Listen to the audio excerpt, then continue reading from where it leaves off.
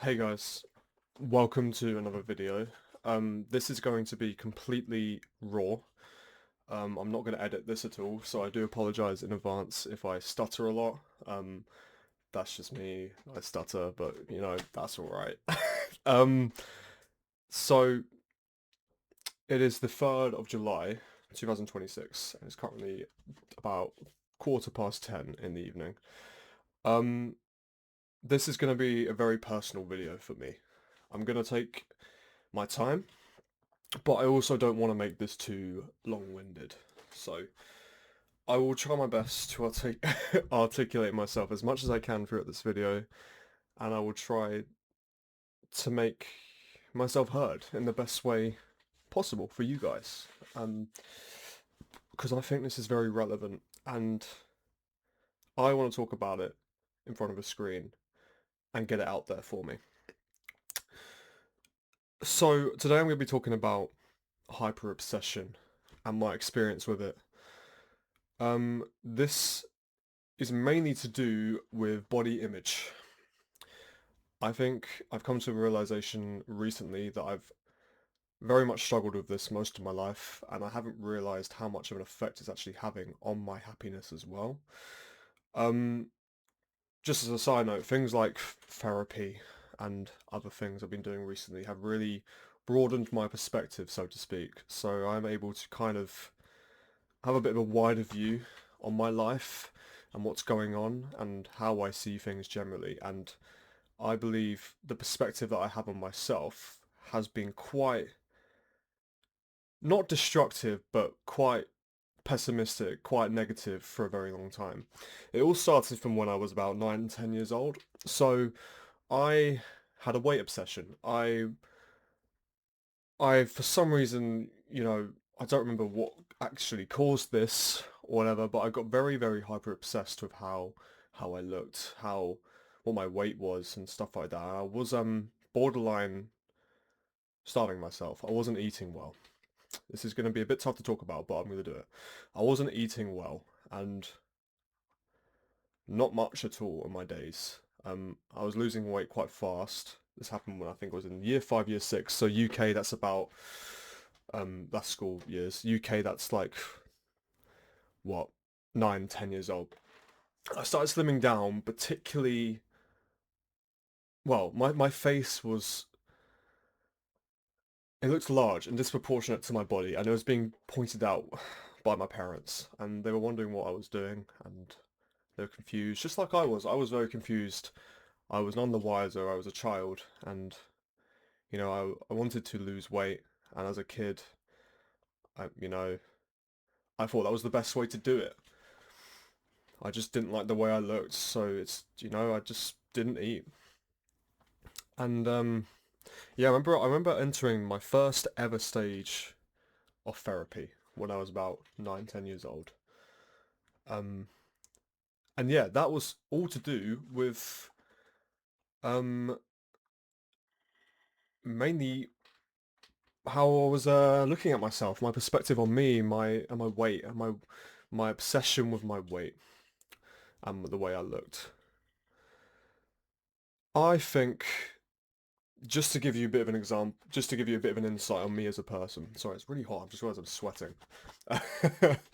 um, I'm not diagnosed, but I am pretty certain that that I am on the spectrum. Um, I am, I am quite autistic. I believe probably a bit high functioning though. Um, I most likely am a bit OCD as well. I do have obsessive tendencies, and I definitely have anxiety as well, and I probably have ADHD. So we got the quad team going on there. We've got oh sorry, my screen has blackened. Let me just get that back on. There you go. We got the awesome foursome, if you will. So yeah. In addition to that, I was very obsessed with looking a certain way for a long time, kind of coinciding with a bit of an obsessive compulsive disorder. And I remember I would go to my mum and I'd be like, "Mum, do I look the same after I've had every meal?" I actually specifically remember recording myself once eating a bowl of cereal when I was about 9, just to see if I didn't change, if my body didn't change. And I don't know, like just thinking about this recently and how it's a kind of coinciding with what I'm going through right now, my perspective right now on me, it's very relevant. It links very well, and I will get to that point in a second, how it links to the present day. But yeah, I entered this therapy, and it was really insightful actually. And I was just a kid, man. I didn't know what was going on. I didn't know anything about the world, really. Um, and there I was talking to some stranger about lots of things, lots of things. I remember doing it before I started secondary school because that was a really hard period for me as well. Um, yeah, it became a lot more obsessive, and I started to get very anxious because of it, and anxiety became a huge, huge thing for me, and it still is today. There's many roots of it that maybe I'll go through another time, but very relevant to bring up, and I'm sure you guys can relate, because it's a lot for people. It's a lot for me, and it's probably, if you're watching this, it's definitely, whatever you're going through, a lot for you right now, a lot on your shoulders. It's tough. But yeah, I did this therapy, and it gave me an insight. And things looked, things in terms of my obsession with my weight, I reckon, yeah, it drifted away for a bit. But then around 2021, I started to really work on myself. So I was about 18, 19 at this point. Um, I was really working on myself physically, and I have been doing so for a rather long time. But I've come to the realization that as much as I really do love the accomplishment feeling, and I love to feel good from it, and I love the general activities and the freedom it gives me, and looking good to feel good kind of thing, I just think that for quite a bit I've been doing it to retain a certain image of me, to look a certain way, maybe out of fear of judgment from others. I think that's a huge point. This is extremely hard for me to say, but I think I've been doing it for other people for a while. Yeah, that took a lot out of me. Um, Up until recently, really, until I discovered that I should only be doing this for myself, because I've spent so many years kind of an autopilot, just looking in the mirror every day, obsessing with how I look. And I know, this is normal. I'm only human. We all do this from time to time. We all care about how we look. There's a certain element of self-care there, definitely. But I do think there is a very, very fine line between self-care and discipline, and then almost irrational hyper-obsession with yourself to look a certain way, and it doesn't make me feel good. This is the big eye opener for me recently. Has it? I've kind of questioned, like, has all of that actually made me feel good inside, or am I just trying to look a certain way to make myself think to try and think I'll look good, or to make myself think I'll feel good, if that makes sense, for me and for other people.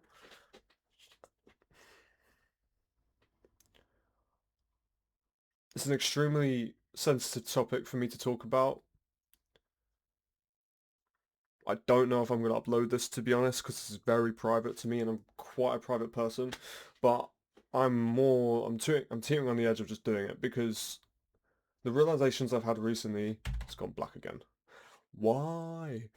There you go. Also, that was bloody beautiful, bloody beautiful. Just like you watching. um, yeah, I've just come to the realization recently. I've, you know, that perspective is key for happiness. And I made a video on this. Actually, my recent video before this was about the idea of seeking happiness by literally changing your perspective, because happiness isn't a conscious objective. You can't just work towards it. You can't be like, okay, let's work towards being happy now. It doesn't work that way, you know? Flow state happiness happens unconsciously. We have to change our perspective and see things differently and have a different quality of thought in order to actually be happy. It's how we see things. And I'm seeing myself differently and I'm seeing the world differently and I can feel it. I can feel it happening.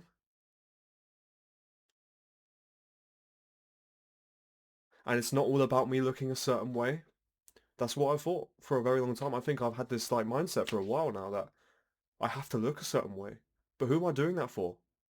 If I'm not doing it for myself, what's the point, you know? It's always got to be for you. And when I realized that, I was like, shit, you know? Like, shit. I've got to do it to feel good. I can't hyper obsess and try and retain a certain way of looking every day of my life because I will become very, very unhappy. You know, bodies change all the time. We all change all the time. Whether or not for the better or for the worse is entirely up to you. But I have a theory that, bodies will change all the time, but you yourself as a person and your morals will only improve, will only get better. That's the thing that I want to focus on. I want to feel good. I want to do it to feel good. I don't want to go to the gym anymore to just try and look good because it's cool and all, but like I don't think I've actually been happy doing it. And if you relate, then maybe yeah, maybe just stay in contact. Like maybe sub, not stay in contact. Get your number real quick. Just maybe I don't know where I was going there, but stick around is what I'm saying. I know this has been a lot. It's been a lot for me though. It's been a lot for me as a person. Again, I'm only human. I want to talk about this because it's very relevant to me, and this is This is like a really good outlet for me right now because it's late and I want to put it online. Maybe someone with a like-mind attitude can see this, or maybe someone that has no idea what I'm on about can see this and just be like, "Oh, damn, that's cool, man. I'll appreciate it nonetheless. I'll be so grateful for it because that's what it's all about." My phone's telling me to sleep. It's just about being grateful for the little things and just appreciating life for the finer details, man. And I'm really trying to do that. And I think it's working. This realization has been painful for me because it feels like I've had a lot of years where I've not been doing something for me. But I'm not living in regret because life's all about these moments and everything happens for a reason. You can't change the past. All my life's events, all your life's events lead to this very moment. I'm going to finish off this video because I've been yapping away. And I'm surprised myself because I've not really started that much. But I'm going to finish this video by reading something I wrote down in my journal. I'm just going to get it out now because I'm just... It's on the floor over here. Please bear with me a second. Don't click off the video.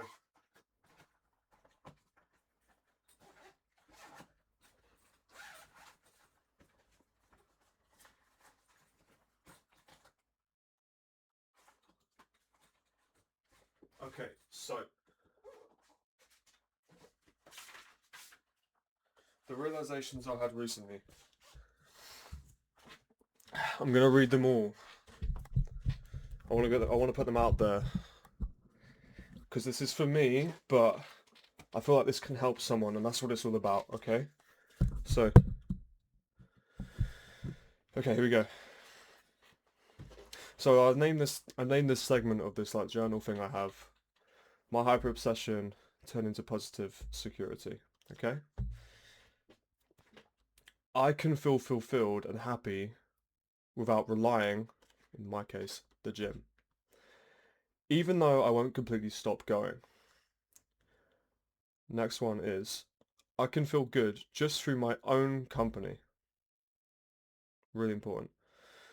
I can use the gym, I can better myself, I can work out to feel good and be productive, but I am not reliant on it to cope. I can be naturally secure about how I look. I can afford to not hyper-obsess, even though that's a normal human response sometimes, because it is, you know? We care about how we look, and that's completely human. Like, we look in the mirror, we work out to look good, but again, there's a fine line. I can afford not to hyper-obsess though, because alternatively, I can do it to feel good. I'd rather feel good and not worry about constant perception about myself, from myself, and from others. I can not worry about how people perceive me, because I will never know, and people judge anyway, you know? Why don't I start perceiving myself in a positive light and do it for me, to feel good, is what I'm saying. I have a constant thought of judgment, trying to retain a good look, you know? Some things are, some things that we do a bit destructively are redundant to feel secure. I can learn to feel secure from myself only. Even when I change appearance, because this happens, I will always be me. So it's important to just want to feel good, to be the best version of myself, for me, and those I love. I can positively be obsessed with how I feel, rather than negatively hyper-obsessed with how I look.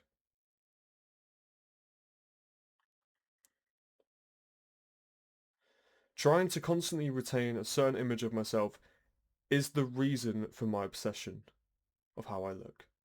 I've often been working out and sticking to a strict schedule to cater for that, rather than actually doing it for me in a good way. What I've been doing hasn't made me feel good, hyper-obsessing. I want to do it to feel good for myself and be freer in my body and mind. The last one I'm going to read is one I've already read out, but it's the best one I think I wrote. I can be positively obsessed with how I feel and how things make me feel, rather than negatively hyper-obsessed with how I look and how these things make me look. If you relate, I know this has been a lot. If you relate, give me a comment. Just have a think about it.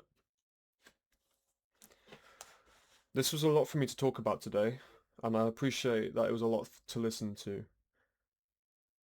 And I can definitely appreciate if it was a mess, because it has felt like a mess to talk about this. But I'd recommend having an outlet. If something like this is on your mind, do it. Write something down. Record a video of sitting in front of a camera with the sunset in the background. You know, it's actually quite a cool idea. Do it. It looks aesthetic. um, maybe try therapy. Thanks for listening, and the next video